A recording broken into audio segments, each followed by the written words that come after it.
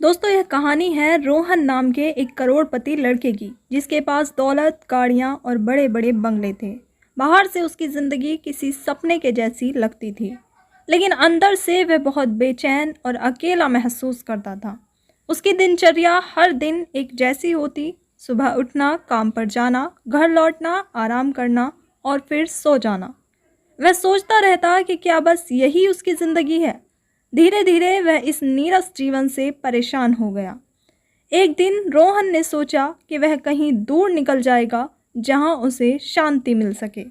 वह अपनी कार में बैठकर बिना किसी मंजिल के शहर से बाहर निकल पड़ा। चलते चलते वह झारखंड के एक छोटे से गांव में पहुंच गया। इस गांव में न तो बिजली थी और ना ही कोई आधुनिक सुविधाएं। यहाँ तक कि सड़कों पर भी ज़्यादा लोग नहीं दिख रहे थे। गांव में बहुत सन्नाटा था। गांव की शांति और सादगी ने रोहन के दिल को छू लिया। वह थोड़ा रुक गया और गांव के आसपास घूमने लगा। शाम ढल चुकी थी और वह वापस लौटने का मन बना ही रहा था कि अचानक से बारिश होने लगी। बारिश इतनी तेज थी कि वह अपनी कार में बैठा रहा, सोचते हुए कि थोड़ी देर बाद निकल जाऊंगा। लेकिन तभी उसकी कार अचानक बंद हो गई। उसने बार बार कार स्टार्ट करने की कोशिश की, पर कार ने चलने से इनकार कर दिया। अब रोहन थोड़ी चिंता में पड़ गया। उसने सोचा कि फ़ोन करके किसी को बुला लेता हूँ, पर जब उसने अपना फ़ोन निकाला तो देखा कि फ़ोन में कोई नेटवर्क नहीं था। अब वह असमंजस में था कि क्या करे। तभी उसकी नज़र गांव के एक कोने में एक झोपड़ी पर पड़ी, जहां से हल्की सी रोशनी आ रही थी। उसने सोचा कि वहां जाके मदद मांगी जा सकती है, शायद उनके पास कोई फ़ोन हो। रोहन अपनी कार से उतरा और बारिश में भीगता हुआ झोपड़ी की ओर बढ़ा। जब वह झोपड़ी के पास पहुंचा तो देखा कि वहां एक बुजुर्ग महिला और उसकी जवान बेटी रहती थी। बुजुर्ग महिला काफ़ी कमज़ोर और बूढ़ी दिख रही थी, जबकि उनकी बेटी, जिसका नाम सोनाली था, बहुत ही साधारण और सुंदर थी। गांव में सोनाली अपनी माँ के साथ रहती थी। सोनाली के पिता कई साल पहले ही गुजर चुके थे और उनकी मौत के बाद सोनाली और उसकी माँ ने खेती बाड़ी से अपना घर का गुजारा करना शुरू कर दिया था। दोनों माँ बेटी दूसरों की मदद करना और सभी का सम्मान करना बखूबी जानती थी।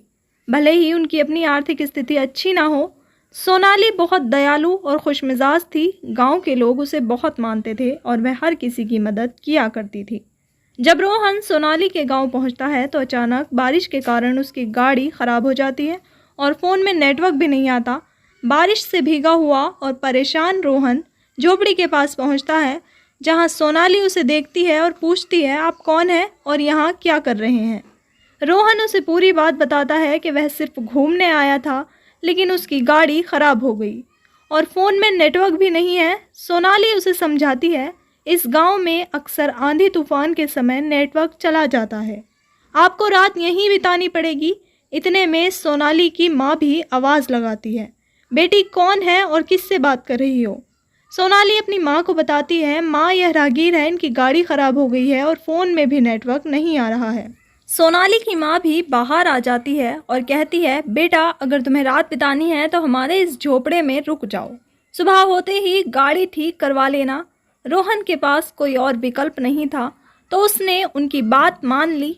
सोनाली ने झोपड़ी में खाट बिछाई और रोहन से कहा, यही है हमारे पास, यहीं आप आराम कर लीजिए। रोहन मजबूरी में वहीं खाट पर लेट जाता है। तभी सोनाली की माँ कहती है, बेटा इसे कुछ खाने को पूछ लो, आखिर यह राहगीर है, शायद इसने कुछ खाया हो या नहीं। रोहन ने पहले तो मना कर दिया, लेकिन सोनाली की माँ ने कहा, कोई बात नहीं बेटा, जैसा रूखा सूखा हमारे पास है वैसा ही तुम भी खा लो। रोहन को भूख लगी हुई थी। वह पूरे दिन इधर उधर घूमता रहा था और सोच रहा था कि जाते समय किसी अच्छे होटल में खाना खा लेगा, पर अब वह यहाँ फंसा हुआ था। उसने खाना खाने के लिए हाँ कर दी। सोनाली उसके लिए टूटी हुई थाली में कुछ रोटियाँ और चटनी सजा कर लाई। खाने में कुछ खास नहीं था, पर सोनाली ने बड़ी श्रद्धा से वह खाना रोहन को दिया। पहले तो रोहन ने उस सादे खाने को देखकर नाक भौं सिकोड़ी, लेकिन फिर भूख के मारे मजबूर हो गया। रोहन ने धीरे धीरे उस सादे खाने को खाना शुरू किया। उसे इस सादगी में भी एक अलग ही मिठास महसूस हुई। जैसे ही रोहन ने पहला निवाला मुंह में डाला, उसे एक अनोखा सुकून महसूस हुआ जो उसने अब तक कहीं नहीं पाया था। चटनी के साथ रोटी का स्वाद उसके लिए किसी बड़े रेस्टोरेंट के खाने से भी ज़्यादा लजीज लग रहा था। यह वही सुकून था जिसे ढूंढने के लिए वह इतने लंबे समय से भटक रहा था। उसकी भूख भी काफ़ी तेज़ थी और साधारण सा यह खाना उसे किसी अमृत जैसा महसूस हो रहा था। रोहन की ज़िंदगी अब तक ऐशो आराम वाली थी। वह बड़े बड़े होटलों में खाता रहा था, पर इस सादे खाने का स्वाद उसे सबसे अलग लगा। जैसा कि रोहन के पिता भी बड़े बिजनेसमैन थे और रोहन की पूरी ज़िंदगी ऐशो आराम में बीती थी, लेकिन उस दिन सोनाली के घर के इस सादे खाने में जो अपनापन और सरलता थी, वह उसे कहीं और नहीं मिली थी। खाना ख़त्म करके सोनाली उसके लिए पानी लेकर आई। पानी पीने के बाद रोहन खाट पर लेट गया। सोनाली और उसकी माँ भी अपने अपने बिस्तरों पर लेट चुकी थी। लेटा लेटा रोहन सोचने लगा कि जिस शांति और सुकून की तलाश में वह इधर उधर घूम रहा था, वह उसे इस साधारण झोपड़ी में मिल गया है। वह अपनी पुरानी ज़िंदगी के बारे में सोचने लगा और इस झोपड़ी के बारे में भी।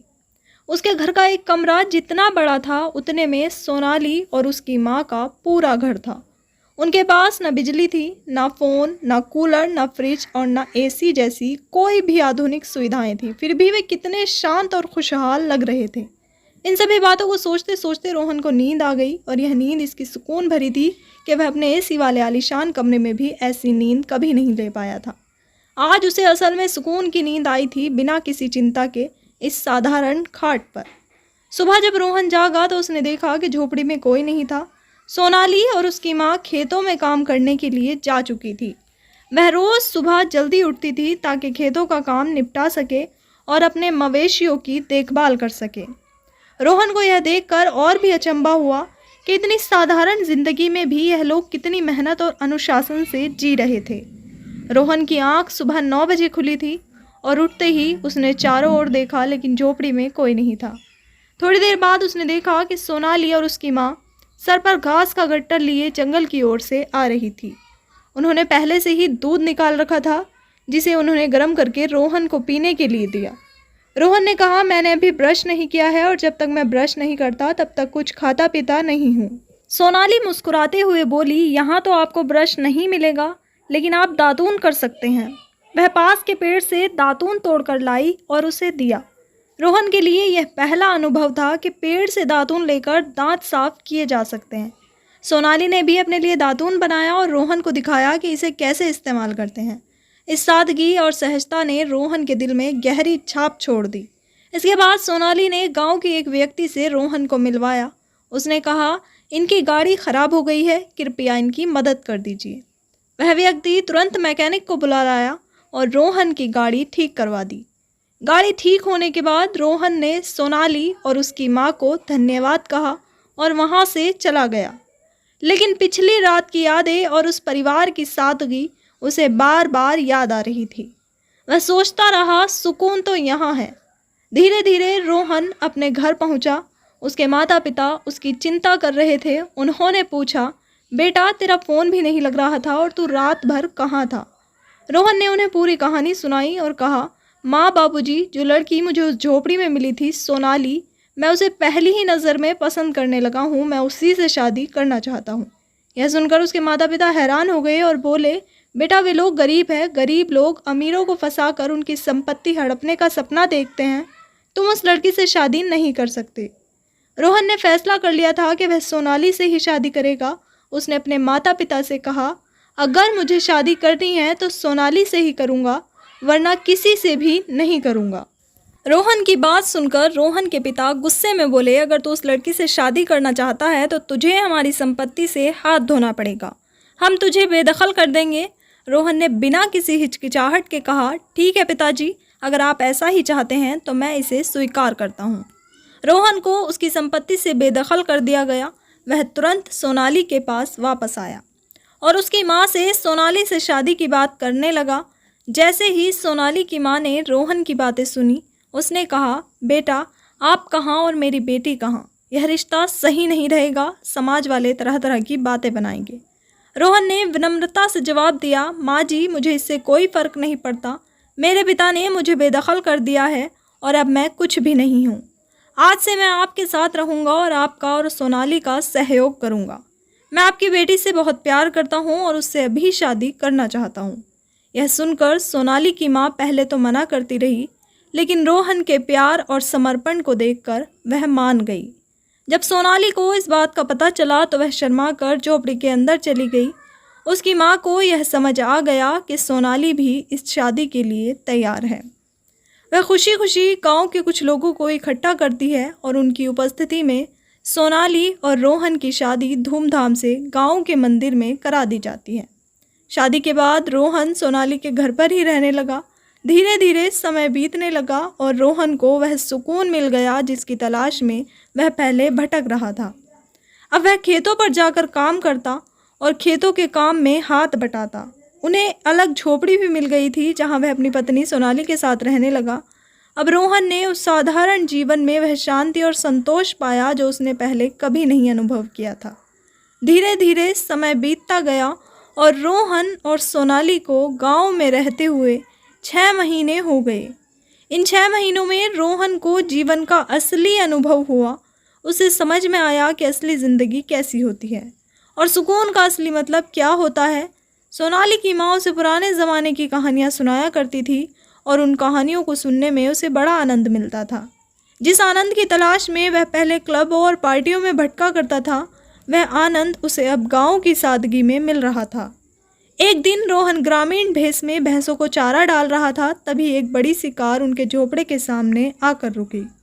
रोहन ने कार को देखा और तुरंत पहचान लिया कि यह उसके माता पिता की कार थी। सोनाली भी कार की ओर आश्चर्य से देखने लगी।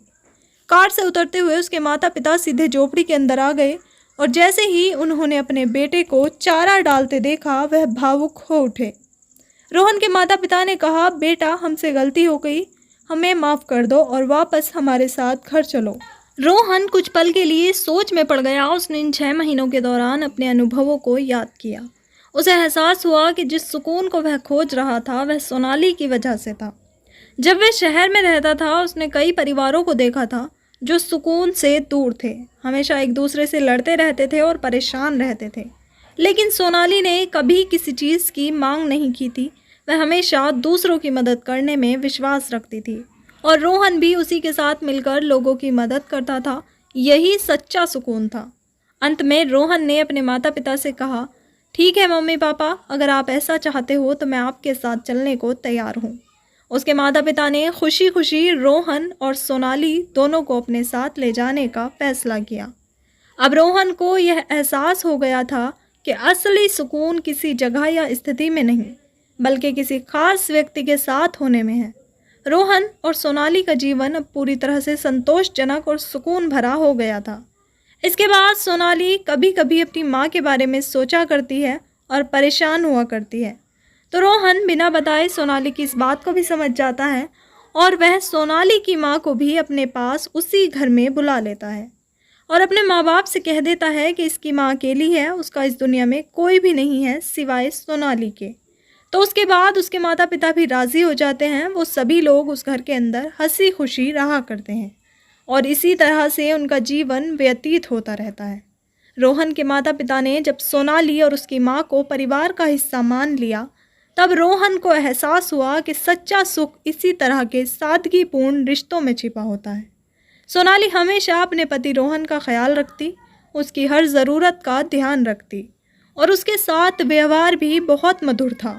रोहन के लिए यह अनुभव नया था क्योंकि उसने पहले कभी इतने गहरे और सच्चे रिश्ते को महसूस नहीं किया था। महीने में 1-2 बार जब रोहन अपनी पत्नी और सास के साथ गांव आता तो पुरानी यादें ताज़ा हो जाती। गांव के लोगों के साथ मिलकर वह अपनी पुरानी ज़िंदगी के क्षणों को फिर से जीता और वह सुकून जिसकी तलाश में वह पहले इधर उधर भटकता रहा था, अब उसे अपने घर में ही महसूस होने लगा था। इस तरह से उनका जीवन प्रेम, सम्मान और पारिवारिक रिश्तों से भरा हुआ था। सभी लोग मिलजुल कर हंसी खुशी के साथ अपना जीवन बिता रहे थे और रोहन को यह विश्वास हो गया था कि सच्चा सुख किसी भी सामाजिक स्थिति या भौतिक सुख सुविधाओं से नहीं आता, बल्कि दिल से जुड़ी हुई भावनाओं और सादगी में ही छिपा होता है। तो दोस्तों, यह थी कहानी एक करोड़पति लड़के की जो सुकून की तलाश में निकला और एक साधारण झोपड़ी में रहने वाली लड़की से शादी कर ली। इस कहानी में हमें यह सिखाया गया है कि असली सुख और संतोष हमेशा भौतिक चीज़ों में नहीं, बल्कि सच्चे रिश्तों और प्यार में होते हैं। आप सोनाली के बारे में क्या सोचते हैं और रोहन के बारे में आपकी राय क्या है?